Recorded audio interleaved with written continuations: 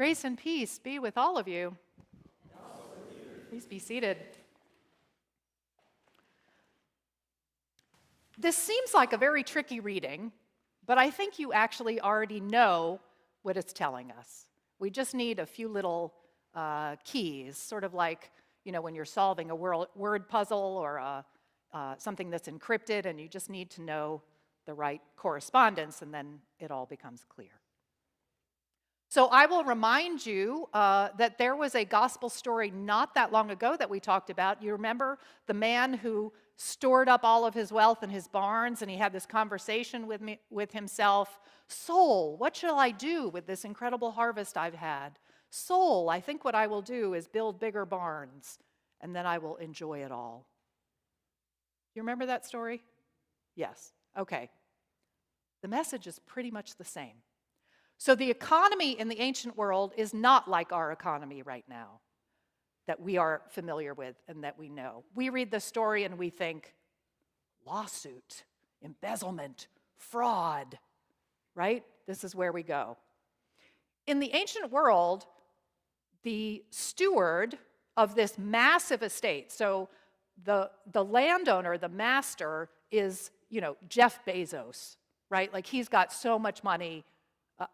His steward could drop, I don't know, several hundred gallons of olive oil in the water somewhere, and he wouldn't know the difference.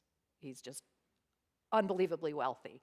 And the society itself was structured in this way. There were very few people who sat at the top who were very, very wealthy. There was no middle class. The vast majority of people were living at a subsistence level. One thing to point out, the merchants that the steward is dealing with, they are also wealthy. They are dealing in huge amounts of produce, olive oil and grain, and what they are doing is they have leased land from the master, and they are paying that lease with the produce from the land. And they themselves are very wealthy to be having these numbers meted out. So that's the scenario. So let's think back to that story about the barn. What was the message there? The message was, what is wealth for? And in the barn story, the wealth was for that one landowner. He was taking it all in, putting it in his barn, and it was his. That's what it means to serve wealth. When wealth becomes a way for you to isolate yourself, to be separate from the community, to hoard and hold things for your personal use, that's serving wealth. That's what the Bible's talking about. So what is the tricky thing that this steward did? It's so interesting. The steward would have gotten some sort of salary from the master, but it would have been assumed that all of these landowners that he's cutting deals with now also would pay him something sort of like a tip, right? To grease that relationship, to keep things going well. There's much of the world that continues to work this way. Not only that, but it was often the case that a steward would charge these land lease people more than he really should, and he would pad his pockets a little bit that way as well. And the assumption is that that is, in fact, what's been going on. So when he sits down and reduces the debt of these people, what is he doing? He's giving them back what he used to be taking to line his pockets for himself. He's probably charging them something more realistic and honest.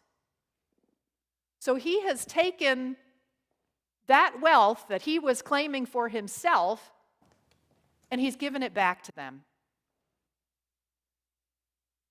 So in a tricky sort of way, he's decided the way out of this mess is to become an honest steward and to be fair to these people. And then they'll treat me better, right? And what else will they do? In the ancient world, what was important was not wealth. To be overly concerned with wealth was considered bad character and tacky. What mattered in the ancient world was family honor. It was an honor-shame society. And that's why we hear so much from this steward about the shame that he anticipates when he is let go from this position. When the steward cuts the debt level of these farmers that are leasing land and gives them the fair, real price, their instant response is, what a wonderful, generous master we have. They don't know that the steward has been fired. The steward still has power of attorney in their eyes. The steward is still the one negotiating in the name of the master. So they assume when the steward sits down and cuts them a deal, the master has told him to do this. And instantly, the word spreads through the community. Look at what a generous, honorable, noble master we have. That he has reduced the debt, spread his wealth among the community. And what is the master going to do now? Is he going to go back to all those people in his community and say, oh, I'm sorry, there was a big mistake. Really, I'm not cutting you that discount. Of course not. That would be shameful.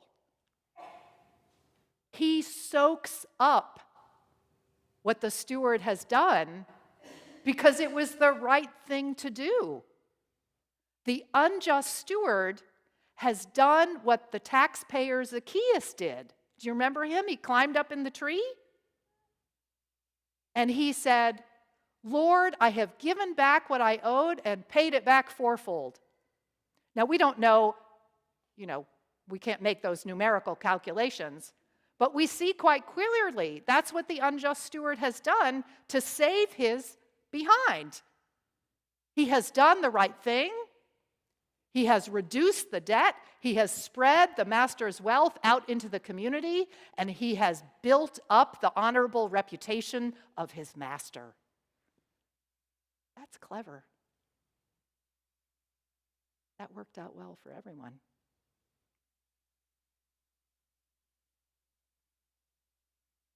I understand that our economy runs differently, and this is a little bit hard to enter into that cultural reality. But I think the important thing is, what is our wealth for? Every day of our lives, whether it's the money we earn, or our time, or our energy, or our skills and our gifts, we are deciding throughout the day, do I hold these things for my own use? Do I, and by so doing, diminish the life around me? Or do I offer what I have and bless and grow and share the life of the community? Am I for myself? Or do I understand who I am and what I have as part of a larger purpose that connects us all? And you can see from there how we get to baptism, which is where we're headed today. Because baptism is about shared purpose and community and belonging and what we do with the fullness of who we are.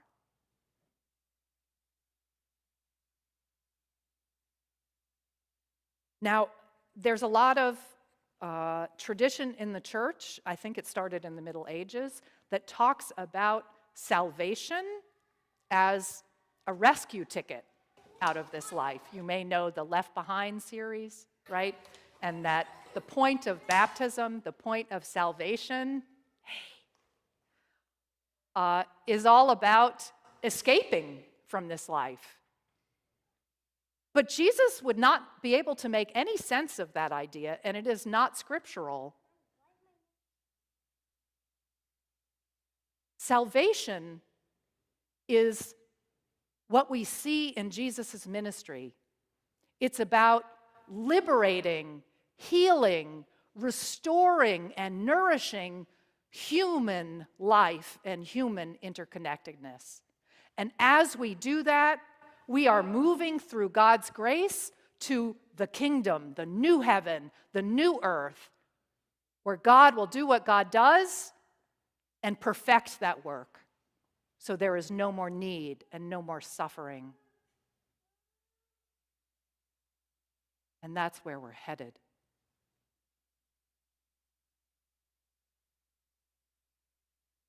We know that Christianity is something that we enter into as individuals, right? As a person. But once we enter in, we cannot claim that Christianity is something that we can go off and do on our own. We are prone to think that. I think that's what people mean when they say, oh, I'm spiritual but not religious, right? Like, oh, I have my private thing with God, but I don't need a community. What? Jesus gathered disciples, and disciples make more disciples. And when we enter into Christianity, we enter into a people, a family, a household. There is no being a Christian all by yourself. It makes no sense.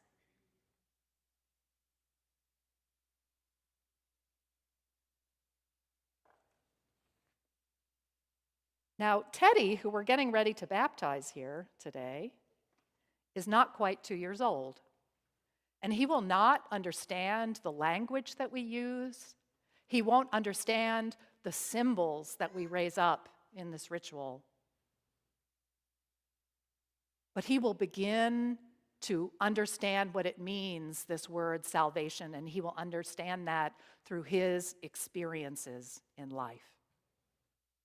Because what salvation means is that we are called to grasp onto the fullness of life with everything we have and are, to choose connectedness and meaning and purpose, and to know that every day that we enter into is the meeting place between us and God, that time itself is holy, and that as we wake up and enter into each new day, we affirm the holiness of this creation, we affirm the holiness of the story God is telling in and through us. Salvation is something we live into, and that's what we're doing today. That's what we're saying to Teddy and his family. Live into the fullness of life with us.